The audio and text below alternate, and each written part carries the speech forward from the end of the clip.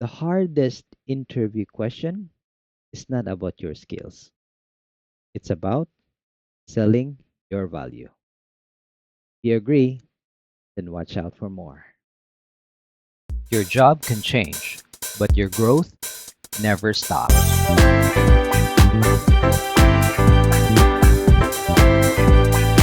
This is the Career Upgrade Series.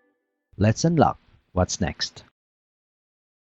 Happy Saturday, everyone, and welcome to the Career Upgrade Series, Episode 8. All right. So, again, the hardest interview question is not about your skills because your skills it can be tested when you really do the work. And I know you can if you're honest about your skills, right? But yes, it's not about your skills. It's really about defending or selling your skills, selling the impact that your skills have produced. You see, according to my book, Get That Job, the secret is really to sell what I call your value product. Now, your value is your product. When you say value, that is everything. That's your skills, your accomplishments, the impact that you've made, the projects that you've accomplished, and everything. Right now, so start with what you do best. Okay, connect it in how you're able to help the employer that you're trying to get the job to, right? Then end it with confidence. That's how you do it. Now, let me share a three action framework. Let me go to the slides here. So, here we go. So, these are the three action framework. Okay. So, number one, you have to state your skills. You have to tell them what your skills are. Okay. You can either, do this, again, um, these are the framework in terms of how you better answer the question, why should we hire you? Okay, that's one of the common question. Why should we hire you, right? And these are the frameworks that I suggest you do when you answer the question. Again, first, number one, state your skills. Okay, tell them what your skills are. It should be relevant to whatever job you're applying for, okay? And then number two, quantify your results. Okay. Try to prove to them that you have already had performance or results based on that skill that you've learned. You've already proved to produced impact or value to your previous employer. Okay, or if you're still a student, right?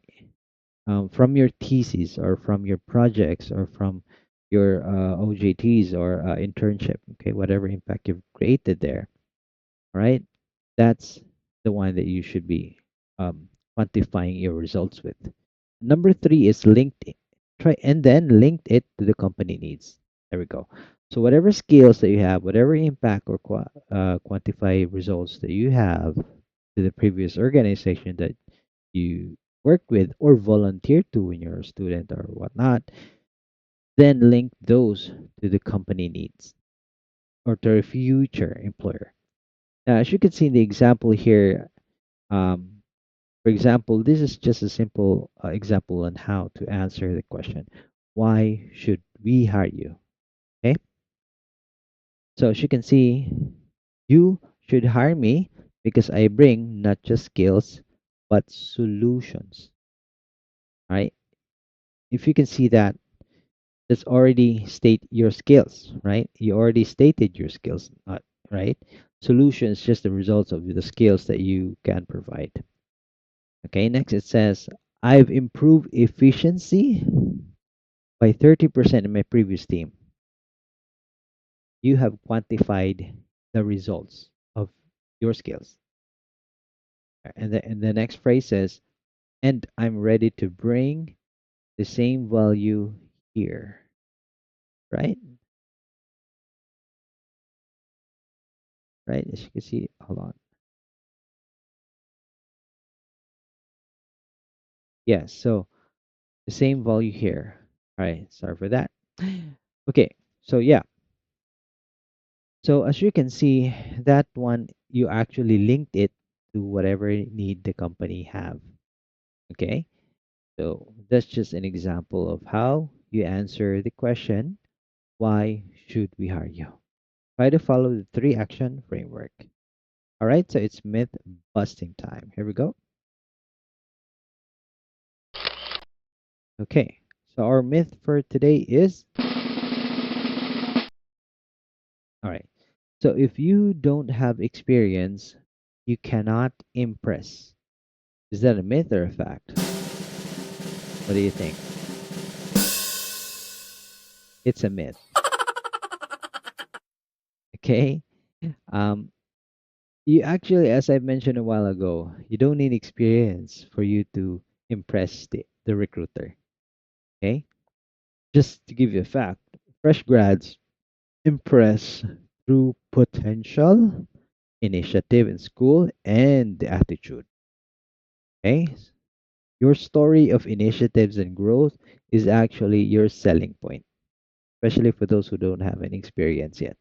Is this is most people would be having a hard time, like students or those who are shifting careers, with this question. The question, why should we hire you? So that's how um, you have to impress them your potential. As I mentioned in previous episodes, recruiters are actually looking for potentials, okay, not your diplomas. Okay. So sell your initiatives and your growth or your learnings. All right, let's go to the Q&A. First question. Right, so what if I have no big achievements yet? Okay. Use small wins. Any small wins that you got, right? Let's say in school you were able to achieve school project. What regardless the impact of that school project is, doesn't really matter as long as you can present it well, right? The team efforts. That is a potential. Team efforts. Volunteer task. That is really good potential for you. Okay. What matters is showing the results and the responsibility, not the scale. All right. So it's not about the scale, it's about showing your results and the responsibility. Then again, recruiters are looking for your potentials, not your diploma. All right. So question number two. Can I say I'm hardworking and fast learner? Well, uh, I actually hear this kind of reply quite often when I was, um, you know, doing job applications. Or no, when I was conducting interview. So try to avoid generic lines, okay, as much as possible. Don't use this. This is just overused phrase for applicants. So do not use this. I'm hardworking. I'm a fast learner. All right. Now, what I would suggest is instead prove your answers using STAR method. Tell a story, right? Tell your short story where you're able to learn, where you'll be able to solve something under pressure, right?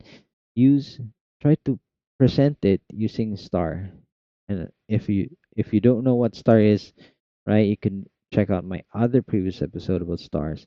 But it's a very basic thing. I think most of you know what that is. If you don't know what star is, please do comment down below though. All right, so question 3. So how do I sound confident without sounding arrogant? Just focus on how your skills will help the company. Just focus on your skills and how it's going to help the company. That's it. Okay? Not how great you are. Be careful with this, okay? Just focus on the skills and how you're going to help the company, not how great you are. Otherwise, you will sound arrogant if that's the case, if that's how you present it. Okay? Confidence, again, confidence is about value, contribution. Okay? It's not self promotion. Remember this. Confidence is about value contribution, not self promotion. All right? Hope you get that one. All right, so let's go back to our. There we go. So, what is our takeaway for tonight's episode? Here's my takeaway for you. When answering why should we hire you question, okay? Don't just say what you can do, okay?